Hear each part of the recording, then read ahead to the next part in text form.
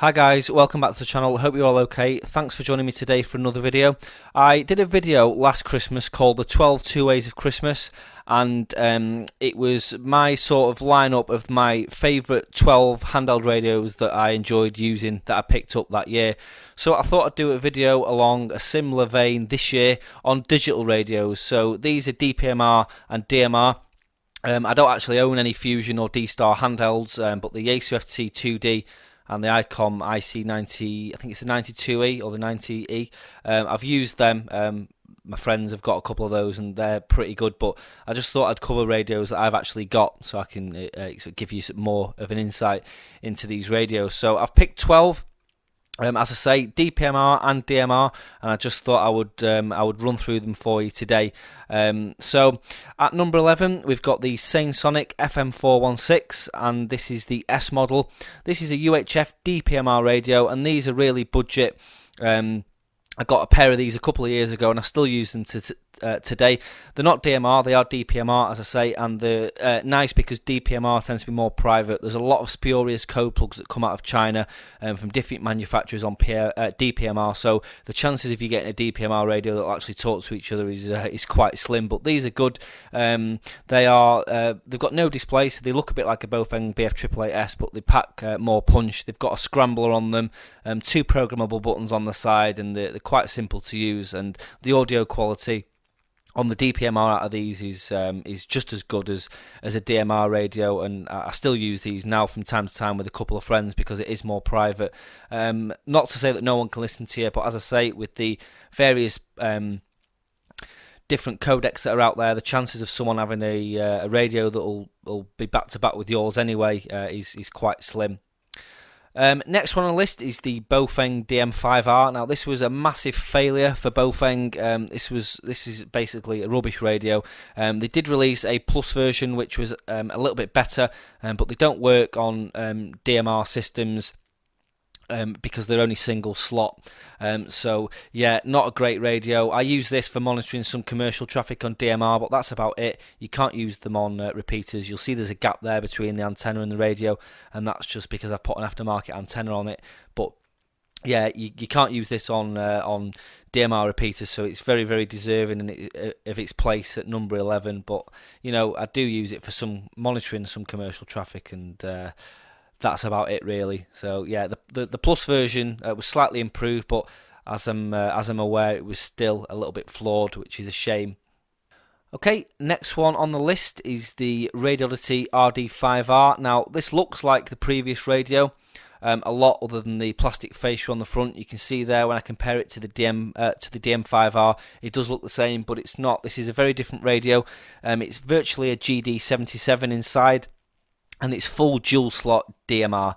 So this will work on DMR systems. You can see the display is very, very different to the standard Bofeng style display because it's got completely different firmware in and works in a much different way. So it looks like a Bofeng UV5R, but it operates a lot differently. And as I say, you can use this on DMR systems. If we just click on menu there, you can see it's very different inside. You've got all the features of a DMR radio, and this is a great budget entry-level handset for people. Like I say, it's got the familiarity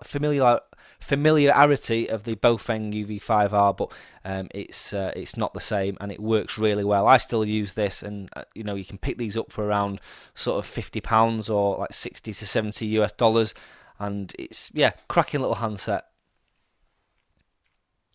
Okay, next on the list is the Kaidera DP550S. Now, Kaidera do make DMR handsets, but this is a DPMR handset. I've had this for a couple of years, and it's another cracking little set. It's very rugged. It works well. The audio quality on the DPMR on this sounds fantastic, and I've still not got a DPMR radio that will actually work with this because of them codecs, but I do have a friend of mine who has one of these, and we talk over DPMR from time to time. It's a nice little mode, and as I say, audio quality is good on it. This is a dual bander. It'll operate on FM as well as digital, and I really like it. It's a good little set. Okay, next on the list is the TYT MD380. Now, this is the sort of the first proper DMR radio that came out of China a few years back. I picked this up as soon as it come out for around £140. You can get these new for like £70 or £80 now. And it's still a great radio. I still use mine for sort of experimenting and things like that. And the thing that made this even better was the fact that a hacked firmware was released for it, which meant that you could program it from the front end, and it had promiscuous mode, which meant that all you needed was the slot, the frequency, and the color code, and it would listen to any talk group. So you could effectively use it as a digital scanner.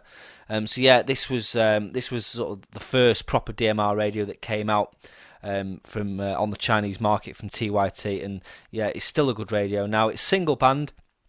I don't think I haven't got the hack firmware in this at the moment. I must have took it out, but it's a single band UHF radio. I still use it to this day, and I would still recommend it for anyone. It's really rugged design and sounds brilliant, and it works with any DMR system that's out there. Amateur DMR repeaters and things like that. And the next radio, it actually looks identical, but it's not. This is the Retivis RT3S. It does look like the MD380. If I bring them side to side there, they're virtually identical in every way, but inside the Retivis RT3S packs a hell of a punch. This has got GPS. You can program it from the front end as standard, and it does have promiscuous mode. It's a dual bander as well, so it's VHF and UHF, and it will record digital conversations in this from you and what you're receiving. So it's a very, very nice radio. It operates in the same way pretty much as the MD380, so if you're familiar with the MD380, you'll be familiar with this, but it's got a hell of a lot of features in it, and yeah, I like both radios, but I've got to say the Retivis does have the edge over the MD380, a really cracking radio from Retivis for DMR. Okay, next on the list is the Retivis RT50. Now this looks like a plain radio, but it's again packs quite a bit of a punch. It outputs 10 watts of RF, which is good. I've tested it as well, so handy for if you're on a bit of a local hill in a built-up area. Them extra few watts will get you that little bit further. Doesn't make much of a difference in built-up areas, but in an open area, that little additional power does help. And you can see there it's got a covert display behind some black plastic. So if we actually turn the radio off, you can see that disappears. Now, this was more aimed at the commercial market, with it having the higher power and the covert display. The idea being that you just give an employee this radio and they'll just talk on it. You tell them what channel they should be on and they talk on it. You can't program it from the front end and you can't mess it up, which is good. So basically aimed at the commercial user, but still ideal for amateur radio use. If you need to know what your channels are, you can just have a cheat sheet. Basically, you can flick through the channels and just have a cheat sheet to tell you where you should be, or memorise them if you've got good memory. So yeah, I like this for amateur radio use. It's handy just to chuck in the bag and take out. Just remember what channel you need, and you're good to go on it. Okay, the next radio is the Retivis RT83. Now this is a dual bander. It's got a rugged design to it. It's more based at the commercial market again. It does output 10 watts of RF, so it's got that increased power level on it.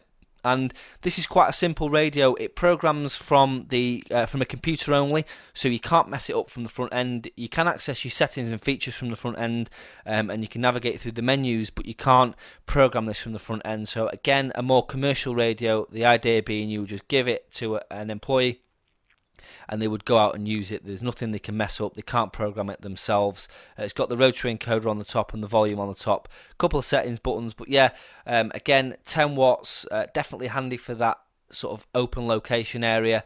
And yeah, it's a nice radio from Retivis. Next up on the list is another favourite of mine. This is the GD77 from Radiolity. This is another radio that's designed more for the commercial market, but is great for amateur radio use. It doesn't have any display at all, and it only has a few zones. So it doesn't have many zones. I think it has 3, so you can just flick through those using the blue button on the side. And there's also you can program a button to give you a readout, so it'll tell you what frequency you're on, what channel you're on, what talk group, colour code and slot you're using, so if you forget you can use it to tell you. But again, good for amateur radio use. You may need a cheat sheet to remember what frequency you're on or what channel you're on, but I like this radio. It's basically a GD77 inside, which is very, very similar to the RD5R, but of course it's got no display. Yeah, I like this radio. It's one that I use quite a lot, and it's another one that's just handy for chucking in the bag and taking out in the field. Okay, in at number 3 is the Retevis RT82. Now, this is a nice radio. It's got GPS, optional, and you can see in the middle there on the front we've got like this little roller ball. So instead of having a button menu, button arrows, you've got a roller ball. So if I just go to a zone that's got some channels programmed in on multiple channels, so you've got 70cm simplex there, you can just use that little ball to navigate through the channel. So I thought that was quite nice. It does light up. It's got an LED behind it. You can't see it very well because of the studio lights here, but it does light up. Yeah, I just thought it was quite a nice little option. You've got P1 and P2 buttons on the front there, which you can program to do different things.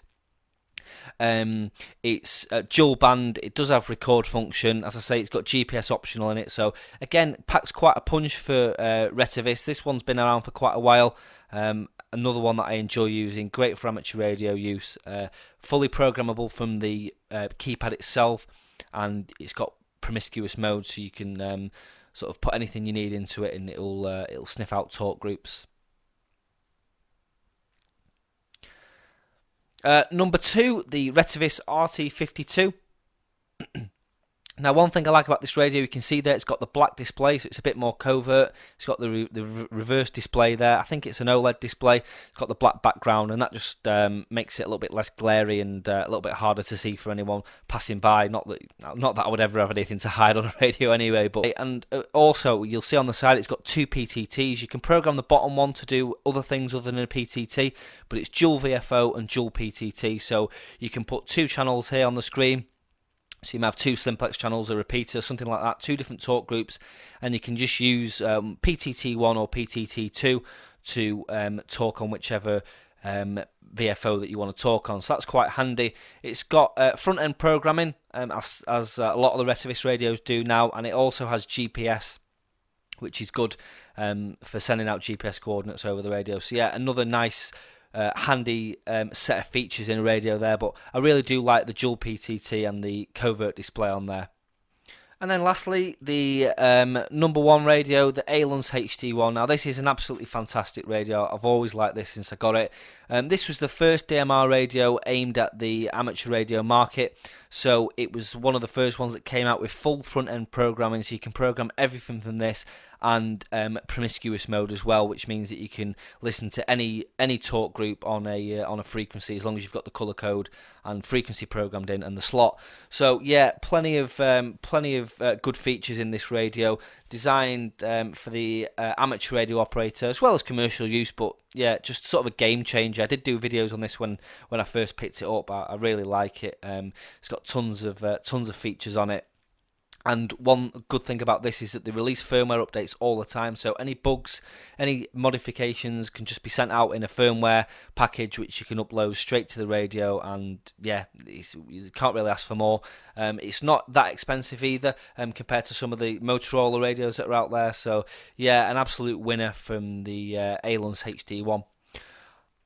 And that's my top 12 digital radios, guys. Hope you enjoyed that one. If you're new to the world of digital, it's definitely worth getting into. There's tons of stuff happening with DMR. You can talk across the world, across the country from your DMR handset. You can send messages. You can have contacts on it. There's a million and one things that you can do with DMR that you can't on analog.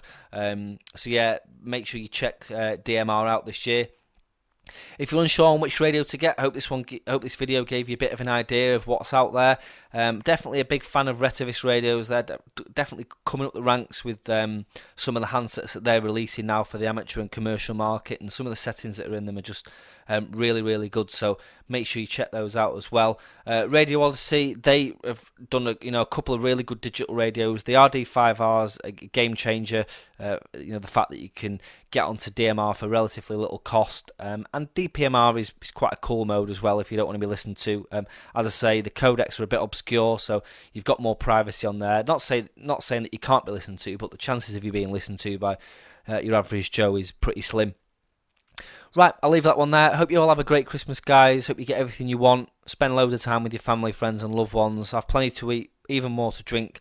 And we'll catch you in the new year. I've got plenty of other videos coming, so make sure you stay tuned for those. Working on about 30 at the moment, and I'm always think of new stuff all the time, so there's going to be plenty coming up on the channel this year.